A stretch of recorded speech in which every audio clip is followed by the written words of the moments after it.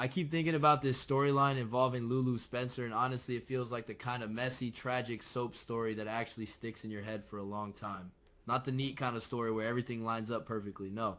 This one feels wrong in a lot of ways, uncomfortable even, and maybe that is exactly why it works. So the whole situation begins with something that looks simple at first. Lulu discovers she is pregnant. That part alone already brings a lot of emotional chaos because Lulu's life has never exactly been calm. Anyone who knows her history understands that peace rarely lasts long around her. Still, pregnancy always changes the atmosphere in a story. Suddenly, every decision becomes heavier. At the beginning, Lulu believes the father is Nathan West. That belief matters because Nathan represents something decent in her mind. Stability maybe, or at least the illusion of it. When Lulu thinks about the baby, she does not immediately panic. She hesitates. Confusion, yes. Fear, maybe. But not total rejection. There is a moment where she might even imagine a strange future where this child becomes something good, something that softens the damage in her life. It is not a clean thought, more like a blurry, maybe floating around in her head. But that fragile possibility collapses very fast. Something about Nathan starts to feel wrong. Not dramatically wrong at first. Small things, tiny details, the way he looks at her sometimes, or the tone in his voice when he says certain words. It is difficult to explain.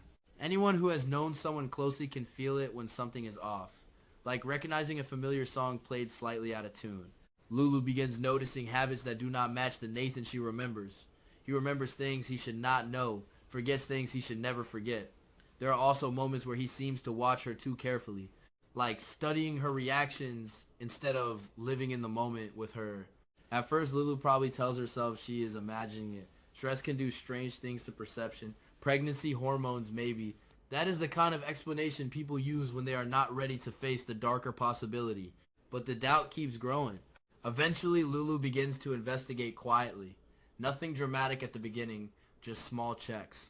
Questions asked in casual conversations, watching his reactions, listening carefully, and then the horrible truth starts to reveal itself.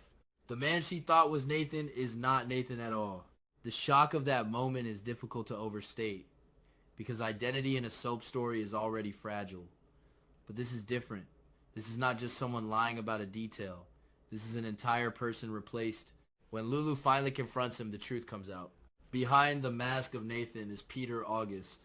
Peter is alive. That realization alone is enough to break the ground under Lulu's feet.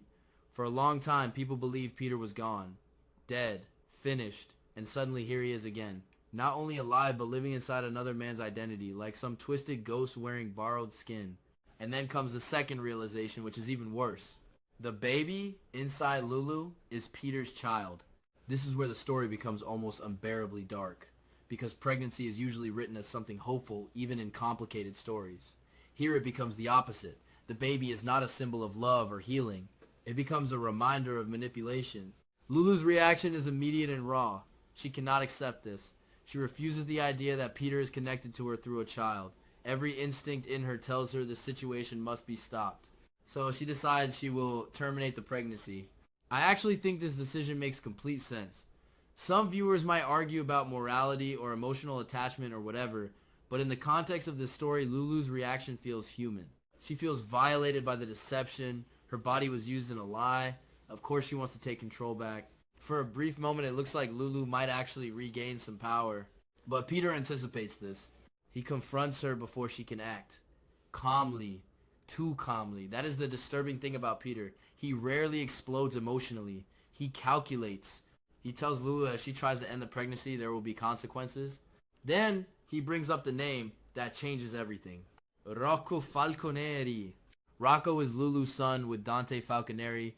Anyone who understands Lulu knows Rocco is the center of her world, her first child, the one piece of her life she would protect at any cost.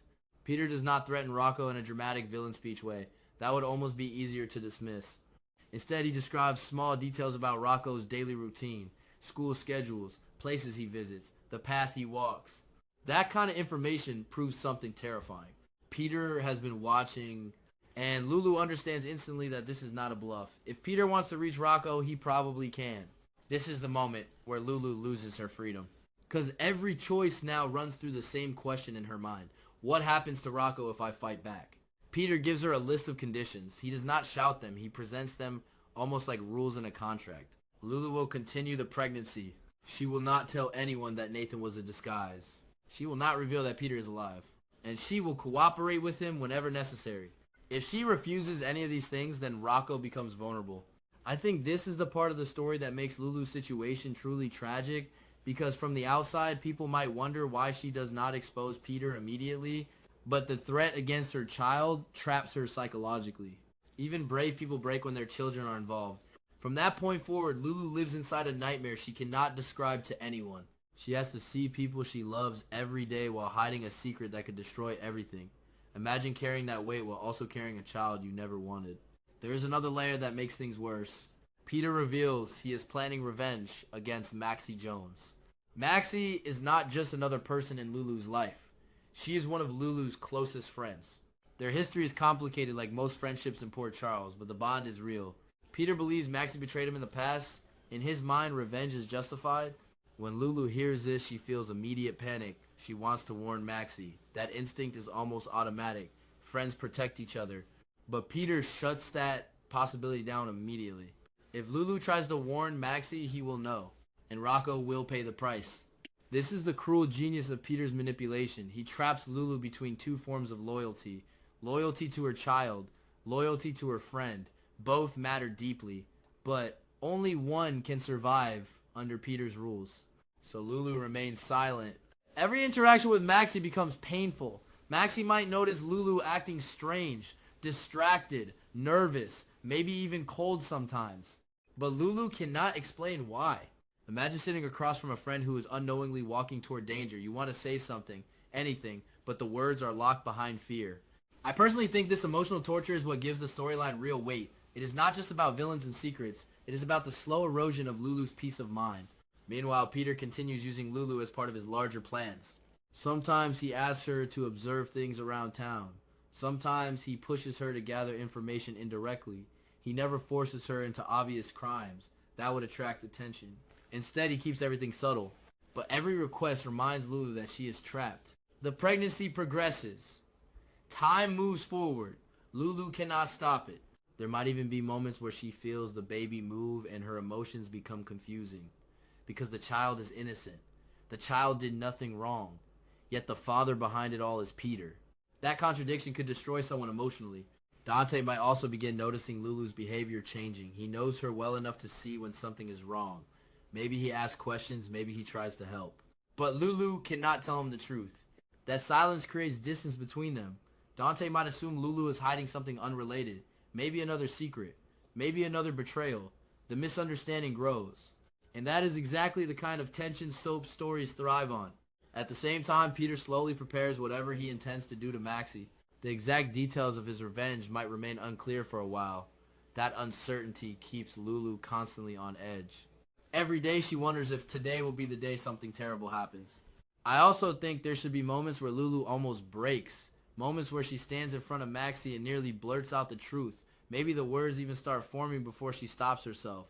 Because in the back of her mind, she sees Rocco's face, and fear wins again. From a storytelling perspective, the situation builds towards several possible explosions. Dante discovering fragments of the truth. Maxie sensing danger too late. Lulu finally deciding she cannot live under Peter's control anymore. But until that breaking point arrives, Lulu remains stuck in a terrible role. She is carrying Peter's child. She is protecting the man who deceived her. She is watching her friend walk toward danger. And she is doing all of this alone. Personally, I think the most interesting part of the storyline is Lulu's internal conflict rather than the external action. The psychological pressure, the sleepless nights, the constant guilt. Those things make the character feel human. Some viewers might hate the plot because it is dark. I understand that reaction. It is uncomfortable. It makes Lulu suffer in ways that feel unfair. But soap operas often live in that uncomfortable territory. Characters pushed into impossible corners. Decisions made under unbearable pressure.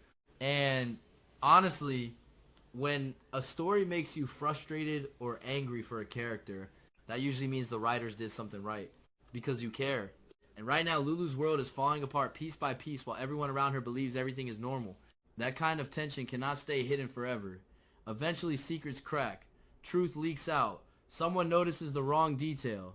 When that moment comes, the fallout will be enormous. But until then, Lulu walks through Port Charles carrying two burdens at the same time. The child of a man she despises, and a silence that might destroy the people she loves.